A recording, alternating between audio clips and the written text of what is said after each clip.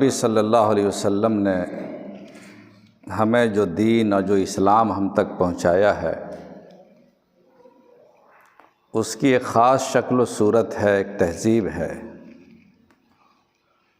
اور جب تک کہ اس خاص شکل و صورت اور اس تہذیب کو لے کر ہم نہیں چلیں گے ہمارا دین پوری طرح سے قائم نہیں ہو سکے گا۔ نماز، روزہ، زکوٰۃ اور حج اور کلمہ یہ دین کے ارکان ہیں، ان کے بغیر کوئی انسان مسلمان ہو ہی نہیں سکتا، اپنی جگہ صحیح ہے، لیکن کامل مسلمان ہونے کے لیے اور ایمان کامل کے لیے ضروری ہے کہ مسلمان ان تمام تہذیبوں اور ان تمام اخلاقی قدروں اور ان تمام صورت و شکل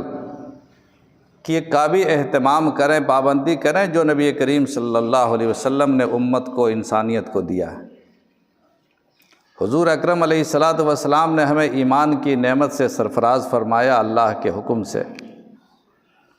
اور ہم تک اللہ کی بات پہنچائی، ایک خاص تہذیب، ایک خاص ایمان، ایک خاص چیز ہمیں عطا فرمائی۔ ہمیں فخر ہونا چاہیے کہ ہم مسلمان ہیں، ہمیں شرم نہیں کرنی چاہیے، اپنے آپ کو مسلمان ظاہر کرنے میں شرم نہیں کرنی ہے کہ ہم مسلمان ہیں۔ ہم عزت کے ساتھ کہیں، فخر کے ساتھ کہیں، اور پوری سربلندی کے ساتھ کہیں، عظمت کے احساس کے ساتھ کہیں کہ ہم مسلمان ہیں۔ اپنے ایمان کو ظاہر کرنا،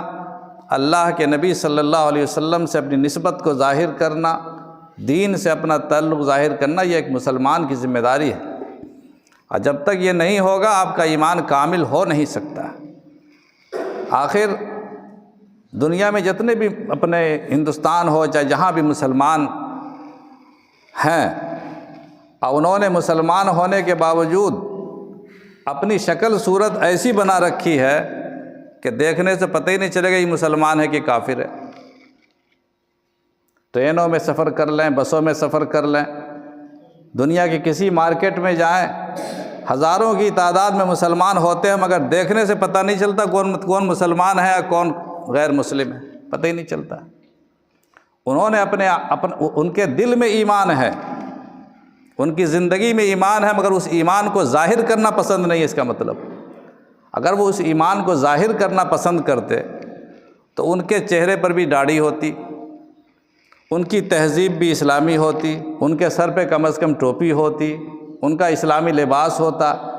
تو یہ اس بات کا اظہار ہوتا کہ ہم